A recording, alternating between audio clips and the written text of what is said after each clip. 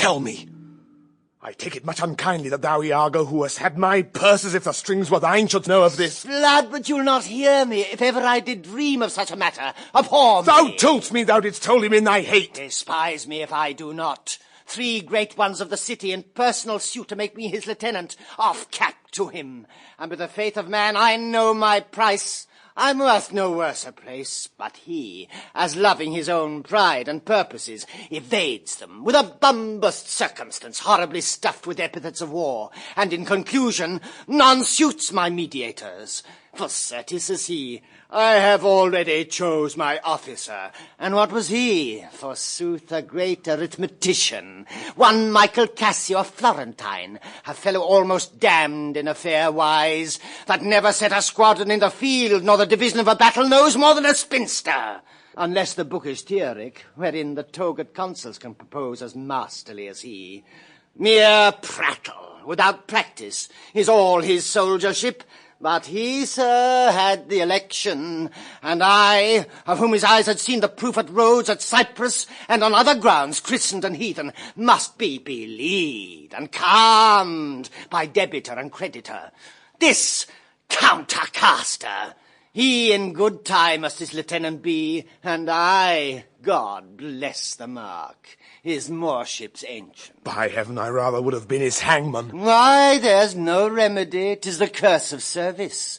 Preferment goes by letter and affection, not by the old gradation where each second stood heir to the first. Now, sir, be judge yourself whether I in any just term am affined to love the Moor. I would not follow him then. Oh, sir, content you.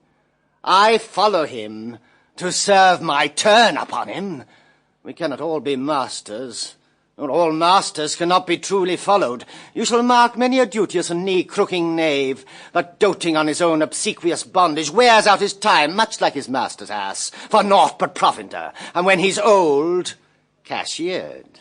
Whip me such honest knaves.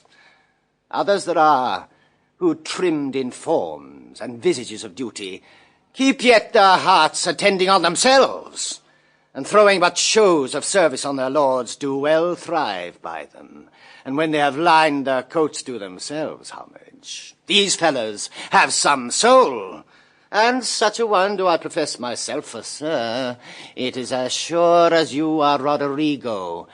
Were I the Moor, I would not be Iago. In following him, I follow but myself.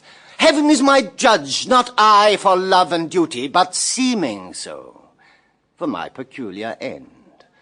For when my outward action doth demonstrate the native act and figure of my heart in compliment extern, 'tis not long after, but I will wear my heart upon my sleeve, her doors to peck at. I am not what I am. What a full fortune does the thick lips owe if he can carry it thus. Call up her father, rouse him, make after him, poison his delight, proclaim him in the streets, incense her kinsmen, and though he in a fertile climate dwell, plague him with flies. Though that his joy be joy, yet throw such chances of vexation on't as it may lose some colour. Here is her father's house. I'll call aloud. Do, with like timorous accent and dire yell, as when by night and negligence the fire is spied in populous cities. What ho! Brabantio! Signor Brabantio! Ho! Awake! What ho, Brabantio! Ho! Thieves! Thieves!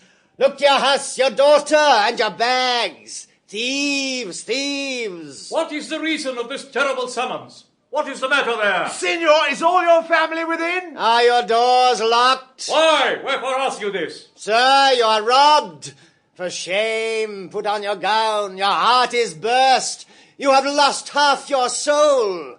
Even now, very now, an old black ram is tapping your white ewe. Arise, arise, awake the snorting citizens with the bell, or else the devil will make a grandsire of you. Arise, I say. What? Have you lost your wits? Most reverend Signor, do you know my voice? Not I. What are you? My name is Roderigo. The words are welcome.